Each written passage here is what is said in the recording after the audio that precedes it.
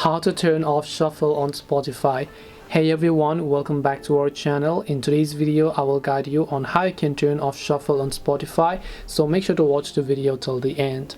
In order to turn off shuffle on Spotify, all you have to do is go ahead and then first of all make sure to launch a Spotify application over here.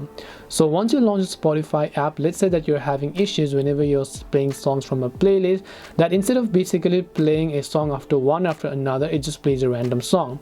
So for this, you can see the shuffle icon here. If you just tap on it, shuffle is actually going to get disabled. But in order to disable shuffle, as you can see, you have to actually get the premium. So Spotify doesn't allow us to actually listen without premium in the unshuffle mode, so you have to explore premium and then only subscribe to the premium version to actually be able to listen without shuffle.